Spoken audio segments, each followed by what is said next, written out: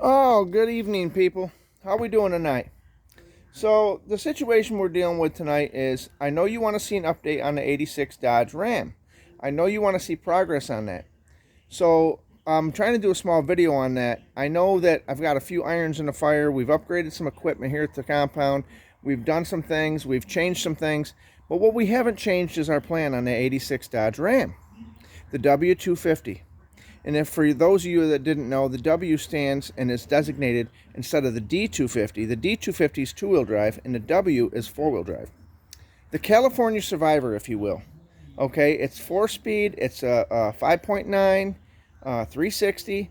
It's got the three-quarter, heavy three-quarter suspension.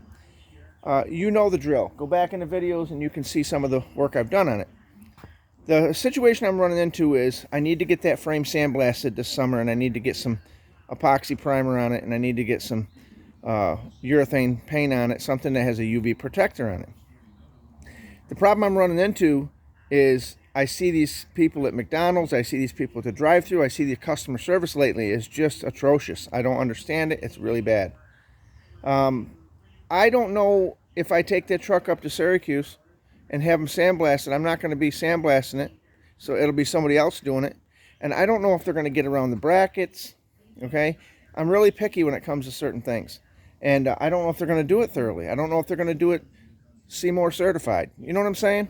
So the scenario I'm running into is I keep coming back to the fact that I need to sandblast that truck myself, people. I need to be that DIYer that says I can sandblast it. I don't need to hire somebody.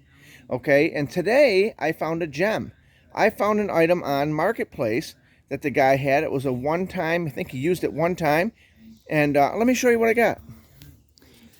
We've got, this is the 110-pound sandblaster. It's a Central pneumatic. I just looked at these at Harbor Freight. They're like $150, you know. And this one here's in good shape. He claims he only used it one time, and I believe him. Everything's good. The regulator's good. I mean, if you price out just these items alone, the regulator and so forth, all the fittings on here, these are not cheap, people. And guess what I paid for this? I paid $40 for this.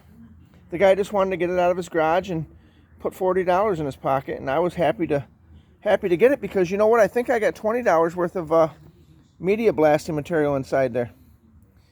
I think what he ran into, he said he tried using a small pancake compressor, right? And the situation with that is you will not be able to pump this type of sandblaster for long with that. Now here, I changed out the tip here today. He gave me a whole package of tips too. That's like $10. I changed the tip out because the one was I had a hole wore through it. I didn't get a mask with it. Okay, but that's okay. I've got masks and I've got goggles and so forth. Excuse me. But I tried this out today, and let me tell you something. Wow. Wow, it really, really cuts the paint off quickly, and it cuts it off efficiently. And let me tell you why it cuts it off quickly, because I have a huge air compressor that Ingersoll Rand, if you don't know which one I'm talking about. It's the Ingersoll Rand. I think it has 18 CFM at 90 PSI. And if you don't know anything about that scenario I just told you, if you don't know how to add up that equation, you'll understand right away what I'm telling you. That's a good compressor. So that's the deal there. Let me give you a little rundown on what we're going to be doing. So, like I said, I'm kind of picky about this because this is going to be one of them deals. It's a truck that, it's not going to be a show truck. It's going to be a work truck. But I want it right. You know what I mean? I want it to be where I can do the best I can do with it. Okay? But let me show you what I'm talking about. Now this frame right here, you can see this is the factory letters on it. This would have never been on this in New York. Now I pulled the body off this, and this has been sitting. Okay? So a little bit of the rain got on it. But you can see this is just surface rust. Okay, this is just surface rust. I mean, look at the contours of that frame. This is all factory. These markings on here are factory. Okay, let me show you. Look at this. This is all factory. These are the numbers that are right from the factory. Okay, but you see these little brackets? Now, if he doesn't get in these little cracks and crevices, and he just blows over the top of this and then paints over it, what's the point, you know? So that's what I'm looking at. There's no holes in it. It's all solid. That's just surface rust. And this is thick steel. I mean, you do the math. That's got to be 1/4 inch almost. Maybe 3/16. It's pretty heavy gauge. But, yeah, so we're going to go ahead and we're going to do one section at a time. I'm going to do a DIY on that. And I'm going to show you how that sandblaster works. We're going to go ahead and get this all sandblasted. We're going to get all underneath here. We're going to do the bottom. And the way I'm going to do it, I'm going to put it on jack stands. I'm going to actually pull these springs out of here, because the springs and the axles I'm going to do separately. Okay, over the winter I'm going to pull all the gears out of them. I'm going to change all the bearings. I'm going to change all the seals. Okay, redo all the brakes. We're going to get the stainless steel brake lines, stainless steel gas lines. And I'll be honest with you, this truck will probably never see winter. You know, it'll never see winter.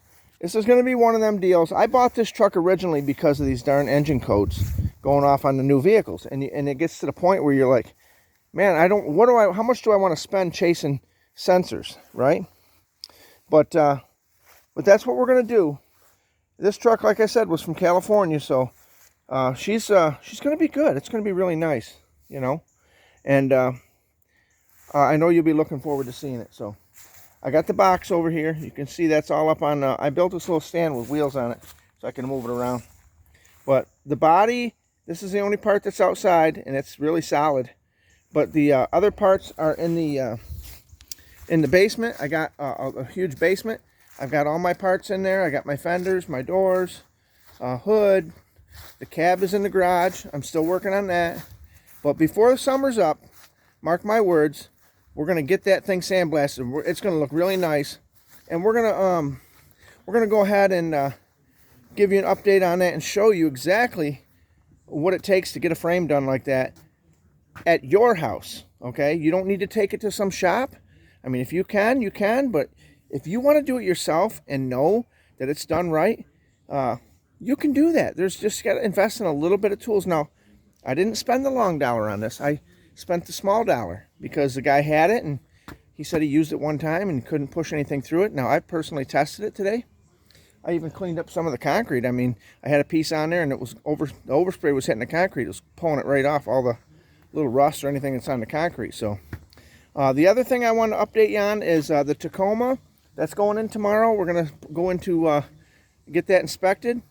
The engine light's out. The fuel filter was the issue. Okay.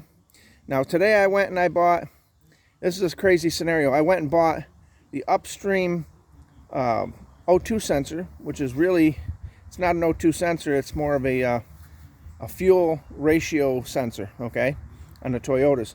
But I bought that, I come out of the store, I put it on the seat, I start the truck, no lights on.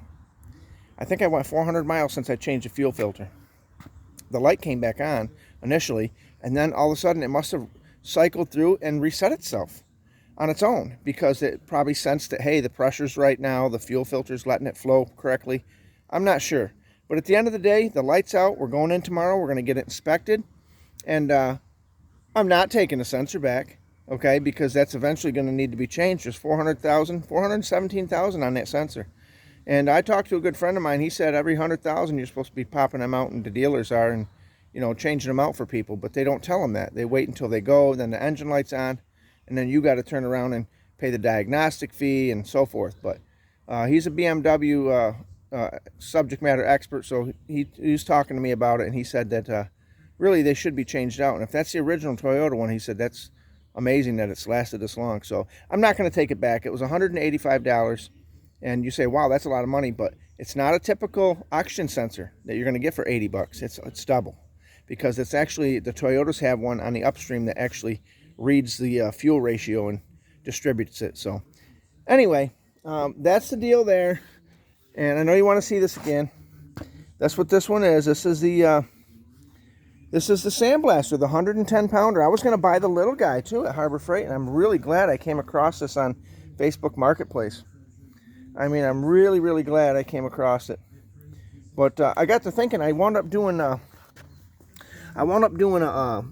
little jack stand that I left out in the rain, and it had rust on it, so I cleaned it up just to test it. But look at how it cleans the concrete up. I don't know if you can see that. This is just all dinginess from years and years. I should get some acid and clean the driveway. But oh, look, you can see the outline of the part I was cleaning. But that goes to show you could actually concrete your stains off, or not.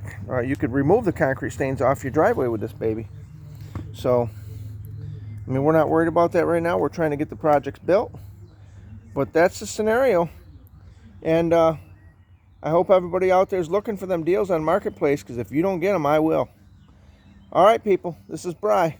I'm out.